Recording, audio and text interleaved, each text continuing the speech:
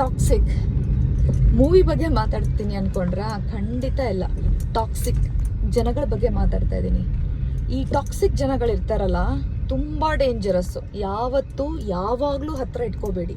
ಇರಬೇಕು ನಮ್ಮ ಜೊತೆ, ಯಾವಾಗಾದರೂ ರೇರಾಗಿ ನಮ್ಮ ಜೊತೆ ಬರ್ತಾ ಇರಬೇಕು, ರೇರಾಗಿ ನಮ್ಮನ್ನ ಮೀಟ್ ಮಾಡಬೇಕು, ಅಥವಾ ನಾವು ಅವ್ರನ್ನ ರೇರಾಗಿ ಮೀಟ್ ಮಾಡಬೇಕು. ಅವ್ರು ಯಾವಾಗಲೂ ನಮ್ಮ ಲೈಫಲ್ಲಿ ಊಟದ ಜೊತೆ ಇರೋ ಉಪ್ಪಿನಕಾಯಿ ಥರ ಇರಬೇಕು ಅಷ್ಟೇ. ಆ ಊಟ, ಸಪ್ಪೆ ಊಟ ಇರುತ್ತಲ್ಲ, ಅದು ಆರೋಗ್ಯಕ್ಕೆ ತುಂಬ ಒಳ್ಳೆಯದು. ಆದರೆ ಆ ಸಪ್ಪೆ ಊಟ ಸೇರಲ್ಲ ಅಲ್ವಾ? ಅದಕ್ಕೆ ಉಪ್ಪಿನಕಾಯಿ ಹಾಕೊತೀವಿ. ಉಪ್ಪಿನಕಾಯಲ್ಲಿ ಉಪ್ಪು, ಖಾರ, ಹುಳಿ ಎಲ್ಲ ಜಾಸ್ತಿ ಇರುತ್ತೆ. ಆ ಥರ ಟಾಕ್ಸಿಕ್ ಪೀಪಲಲ್ಲಿ ಎಲ್ಲ ಓವರ್ ಆಗಿರುತ್ತೆ. ಅವ್ರನ್ನ ನಾವು ತುಂಬ ಹಚ್ಕೋಬಾರ್ದು, ಅವ್ರ ಹತ್ರ ತುಂಬ ಇರಬಾರ್ದು.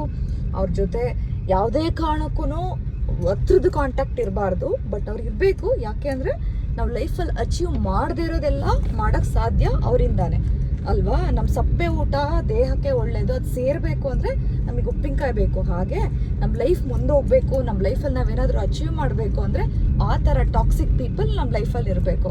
ಆದರೆ ತುಂಬ ಕೇರ್ಫುಲ್ ಆಗಿರಿ.